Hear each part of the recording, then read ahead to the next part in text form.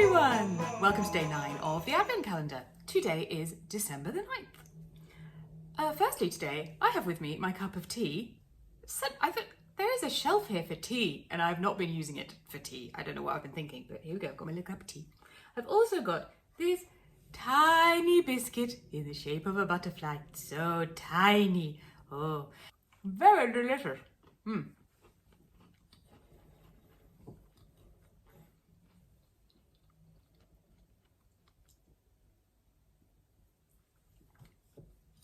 Today, I am wearing a Sew Over It Betty dress with sleeve expansion pack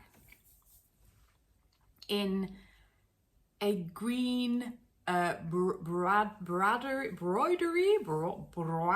anglaise fabric that I bought in California, actually.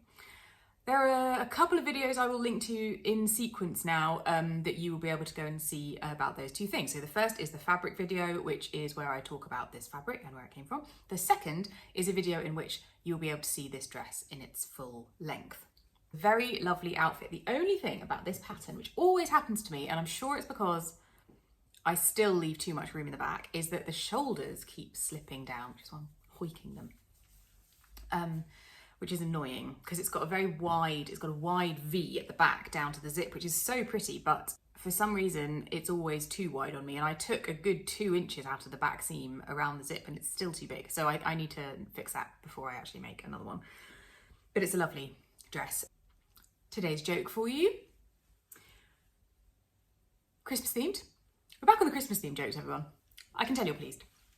It's a Christmas themed joke, as was yesterday's. Why did nobody bid on Donna and Blitzen at the auction? Because they were too dear.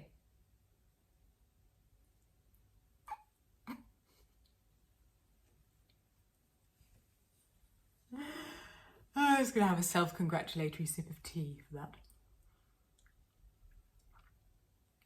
Tea. I love tea. Isn't this mug beautiful also, can I just say?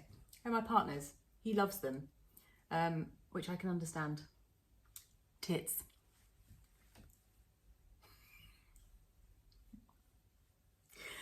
Sorry, I'm in that kind of mood.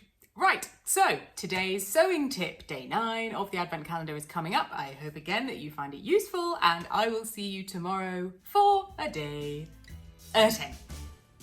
Bye! Today's tip is what I would describe as pernickety, but it's handy. This is about tying knots. When you are sewing with couture techniques and therefore not backstitching, or you've finished sewing a dart and you're tying the strings off at the point that you've sewn, quite often we tie a double knot to keep the threads secure. Makes sense. And with this, you might do left over right with your threads, as I'm illustrating here, with a nice big piece of elastic so you can actually see it. And then you do another left over right knot over the top in order to secure it.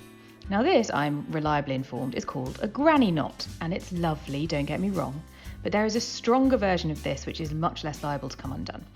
You start with your left over right knot as we did before, but for your second knot you reverse the strands so that you tie the right over the left, and this creates a reef knot. It's a lot more secure and a lot more stable and a lot less liable to come undone. So if you're feeling in a pernickety kind of mood and you want to do a different kind of knot, try a reef knot.